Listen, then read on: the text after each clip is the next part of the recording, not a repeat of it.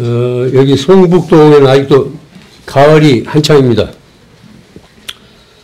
제가 사는 강원도 쪽은 뭐 이미 겨울이 시작됐어요. 일부 북쪽에서 이제 눈이 내리고 뭐 개울가에 뭐 얼음이 얼기 시작했습니다. 같은 땅인데 이렇게 계절적인 차이가 있습니다. 그런데 이제 추울 때는 추워야 되고 더울 때는 더워야 됩니다.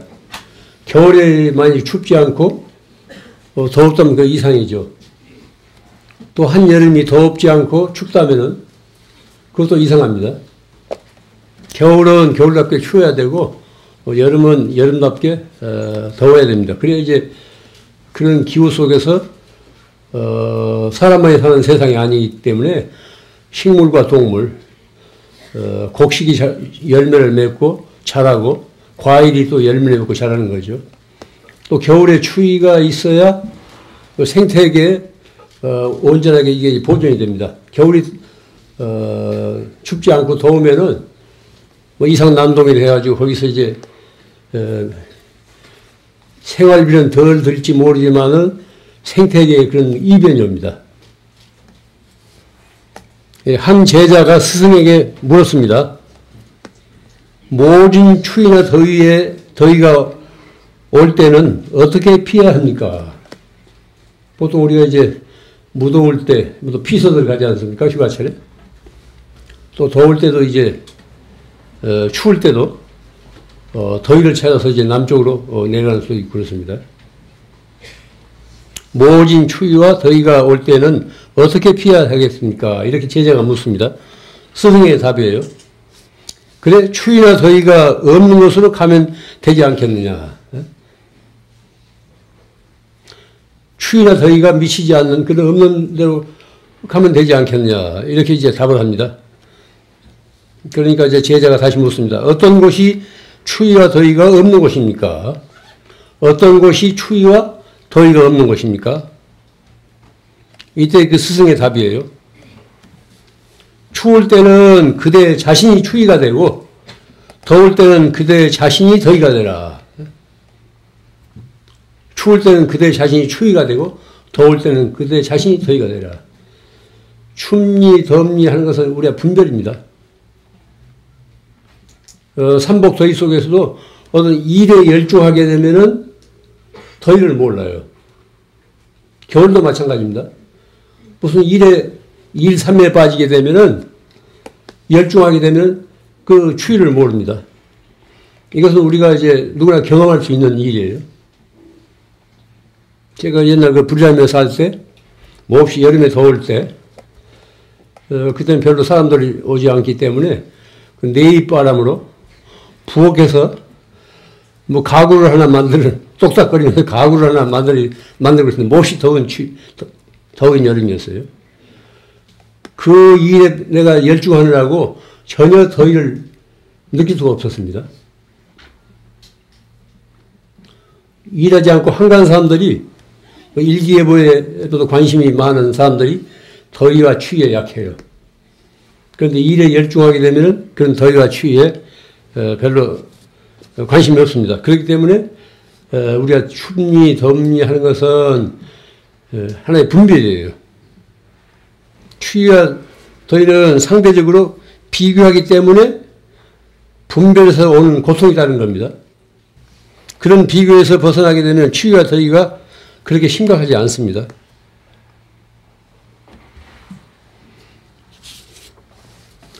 이런 현상은 비단 추위나 더위뿐만이 아닙니다.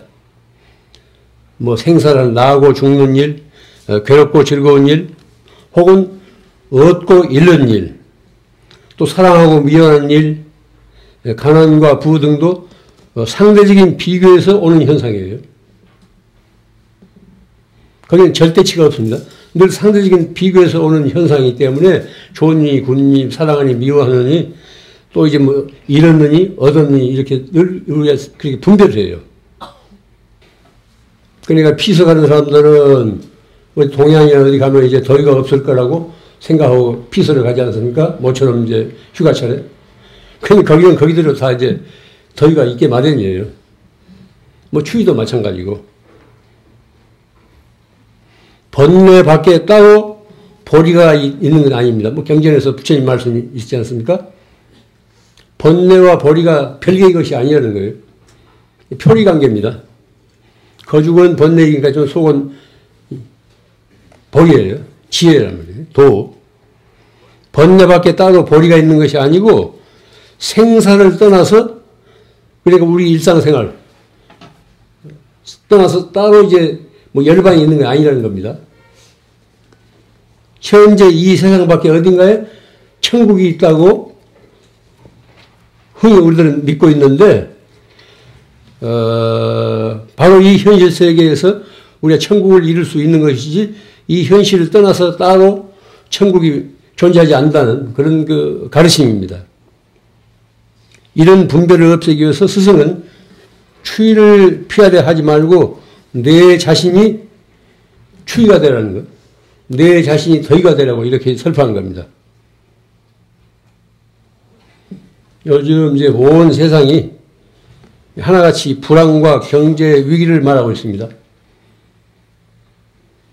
뭐 미국발 금융위기 있자고 하는데, 이게 온 세상이 지금 이렇게 불황과 경제 위기를 말하고 있습니다.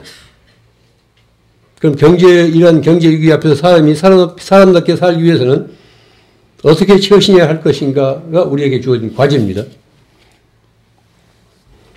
신문 방송마다 뭐 못 살겠네, 불황이네, 뭐 경제 위기네, 또 뭐 신용이 낮게 평가되네, 이렇게 얘기하니까 그런 그 보도에 접할 때마다 우리들 자신들도 속으로 기가 죽고 상처를 입게 돼요. 만약 미국을 비롯해서 온 세상 나라마다 경제적으로 고도 성장을 지속한다면 그 결과는 과연 어떻게 될 것인가 한번 상상해 보십시오. 이런 불황이 전혀 없이, 경제 위기가 없이 이 지구상에 있는 모든 나라들이 한결같이 불황을 모르고 고도 성장으로 치닫게 되면 그 결과가 어떻게 될 것인가 한번 상상해 보세요. 이건 끔찍한 일입니다. 불황과 이제 경제 위기보다 훨씬 끔찍한 결과를 초래할 수 있어요. 왜냐하면은 국가 지도자를 비롯해서 사람들은 어떤 경제적인 문제를 자제할 줄은 모르지 않습니까? 억제할 줄은 모른다고. 그저 많이 갖고 많이 차지하고 많이 쓰고 많이 내버리고, 이런 우리가 틀에 갇혀 있기 때문에 그 밖의 것은 전혀 생각할 수가 없는 거죠.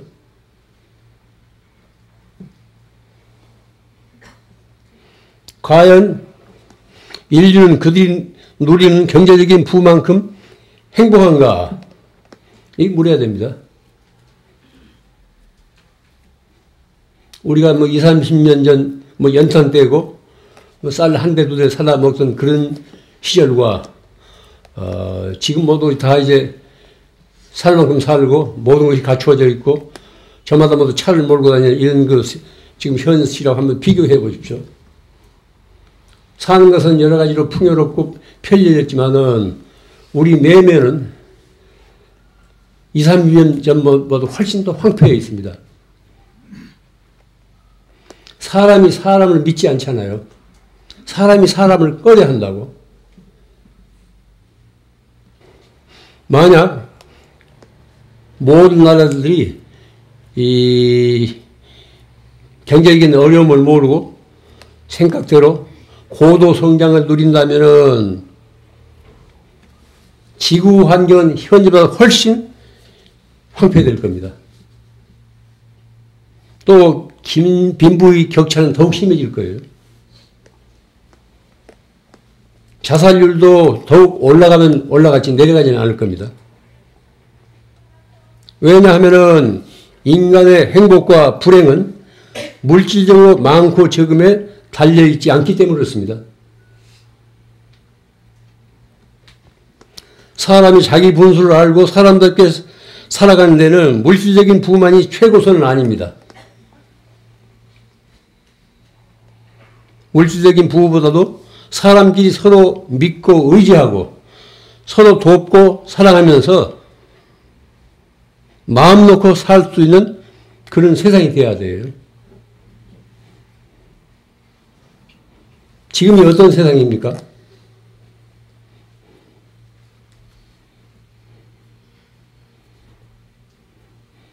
우리가 사람이면서도 20, 30년의 사람에 비해서 훨씬 인간 가치는 전락되어 있습니다.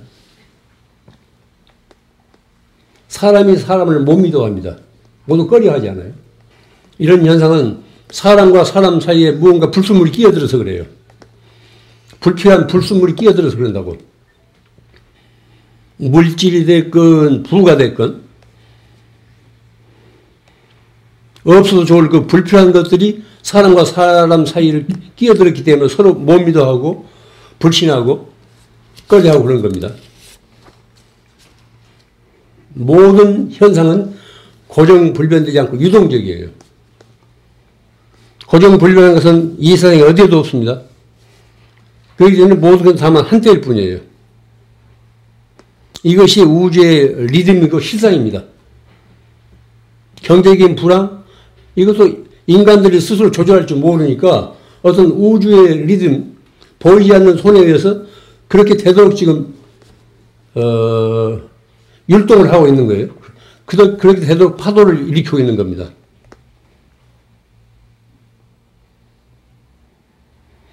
그러므로 얻고 잃는 것에 너무 연연하지 말아야 됩니다. 얻었다고 해서 좋을 것도 없고 잃었다고 해서 기죽을 것도 없습니다. 그건 한때예요. 어떤 우주의 리듬으로 생각하면 된다고요. 이 일을 당한 그 당시는 괴롭고 참기 어려웠던 일도 지내놓고 보면 그때 그것에 그나름의 의미가 있음을 알 수 있습니다. 뭐 뒤늦게 우리가 알아차리죠. 그때는 도저히 감내할 수 없을 정도로 고통스러웠던 일도 세월이 지나서 이렇게 객관적으로 자기 자신을 돌아보면 그 나름의 다 의미가 있었어요. 뭐 IMF 그런 위기도 그때는 어려워서 또 뛰어내린 사람도 많고 뭐 여러 가지로 이제 직장에서 떨려난 사람도 많았지만 지금 생각해보면 어떤 인간 형성의 길에 이 세상이 제대로 굴러가는데 무언가 까닭이 있어서 그런 시련이 우리 앞에 온 것입니다. 그런 의미를 우리가 안다면은 그렇게 고통스럽지 않아요. 그런데 그런 의미를 모르면은 끝없이 고통스러울 뿐이죠. 이런 때 온 세계 불안과 경제위기가 어째서 찾아왔는지 그 의미를 곰곰이 살필 수 있어야 됩니다. 인간의 욕망은 끝이 없기 때문에 자제할 줄 모르기 때문에 어떤 우주에 보이지 않는 우주의 손에 의해서 어떤 우주의 리듬에 의해서 우주 질서에 의해서 그렇게 되고 있다고 이렇게 생각해야 돼요. 인류의 미래를 위해서 긍정적인 의미가 있을 수 있습니다. 거듭 말씀드린 옛사람들이 한결같이 얘기하는 게 넘치는 것은 모자란만 못하다고 그러지 않습니까? 너무 넘치기 때문에 까불지 말라고 뭔가 이렇게 따둑거린다고 이렇게 생각해야 돼요. 옛 스승의 가르침인 보왕산매로는 이런 법문이 실려 있습니다. 세상살이에 곤란이 없기를 바라지 말라. 세상살이에 곤란이 없으면 오만한 마음과 사치한 마음이 일어난다. 그래서 옛 스승들이 말씀하기를 근심과 곤란으로서 세상을 살아가라 하신 것이다. 세상살이에 곤란이 없기를 바라지 말라. 세상살이에 곤란이 없으면 오만한 마음과 사치한 마음이 일어난다. 그래서 옛 스승들이 말씀하기를 근심과 곤란으로서 세상을 살아가라 하신 것이다. 보왕산매론 론조가 이제 어떤 역의 처세하기, 어떤 역경계에서 우리가 어떻게 이제 딛고 일어설 것인가 하는 그런 교훈들이 실려있는 그런 법문입니다.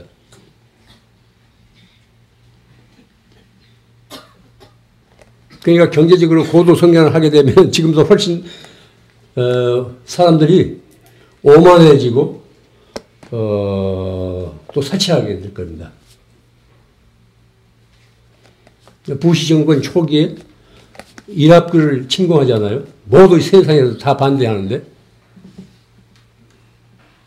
뭐 부시 정권 자체가 이제 오만한 그런 뭐 정권인데 거기 뭐 핵무기도 없고 무슨 화학무기도 없는데 그걸 빙자해가지고 이락을 그렇게 침공하잖아요. 현지 사람들도 많이 희생당했고 또 멀쩡한 미국 젊은이들도 거기 가서 수억 명 그렇게 죽지 않습니까? 뭐 지금도 이제 끝나지 않고 있죠. 그 결과를 보세요.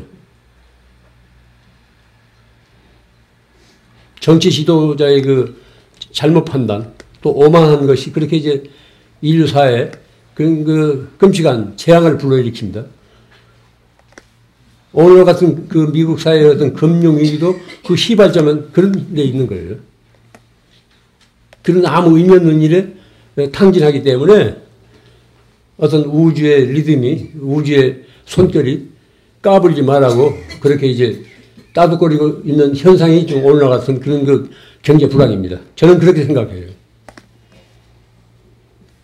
세상살이에 곤란이 없기를 바라지 말라. 세상살이에 곤란이 없으면 오만한 마음과 사치한 마음이 일어난다.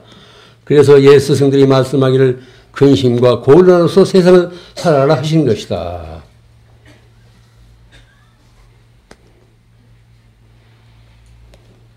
추위와 더위를 피하려 하지 말고 그대 자신이 추위가 되라고 하는 교훈도 뜻은 같은 데 있습니다.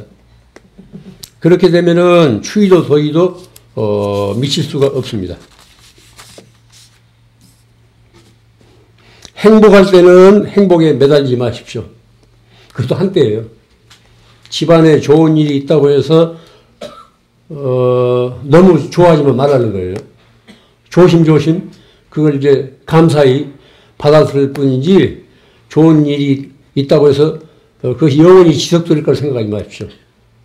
행복할 때는 행복에 매달리지 말아야 됩니다. 또 불행할 때는 그 불행을 피하려 하지 말고 받아들여야 돼요. 우리가 불행을 내 앞에 닥친 불행을 우리가 피하려 한다고 해서 피할 수 있습니까? 겸허히 받아들여야 돼요. 그것은 내 몫이고 내 차지이니까. 그러면서 자신의 삶을 순간순간 바라봐야 됩니다. 이게 중요한 거예요. 자신이 겪고 있는 행복이라든가 불행을 객관적으로 남의 일처럼 거기에 빠져들지 말고 객관적으로 바라볼 수 있어야 돼요. 자신의 삶을 순간순간 바라봐야 됩니다. 맑은 정신을 지켜보아야 돼요. 그렇게 되면은 행복과 불행에 휩쓸지 않고 거기에 물들지 않습니다. 기죽지 않습니다. 그러니까 신앙인들은 늘 깨어있으라는 거예요. 깨어있으라는 것은 자기 삶을 그렇게 늘 주시하라는 겁니다. 자기 삶을 주시하고 있으면 거기 고통과 불행이 거기는 따라오지 않습니다. 이 세상이 어떤 세상입니까? 이건 극락도 아니고 지옥도 아닙니다. 사바세계. 사바세계. 뭐 인도 말인데 참고 견디는 세상. 참고 견뎌나가야 하는 세상. 뭐 이런 뜻이라고 그랬죠. 사바세계. 이 말이. 우리말로 표현하자면은 참고 견디는 세상. 또 참고 견뎌야 할 세상이라는 뜻이에요. 거기에 묘미가 있습니다. 모든 일이 우리 뜻대로 풀려간다면 좋을 것 같지만은 그 결과가 좋지 않아요. 어려움을 모른다고. 또 모든 일이 늘 막혀서 도중에 뛰어내리고 싶지만 늘 그런 것은 아닙니다. 그건 한때예요.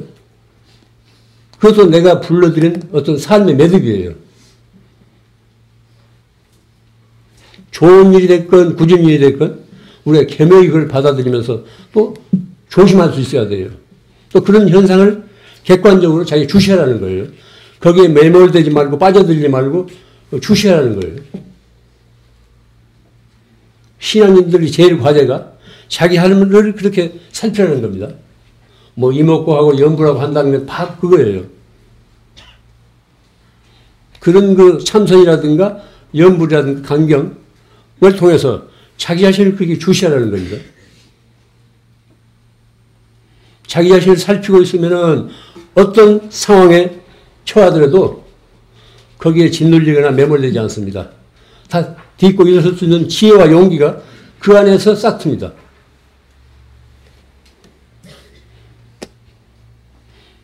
자기 자신을 주시하면서 어떤 삶의 의미를 되새기고 음미할 수 있어야 돼요. 뜻있는 겨울 안개가 되도록 우리 함께 정진하십시다. 이만 마치겠습니다.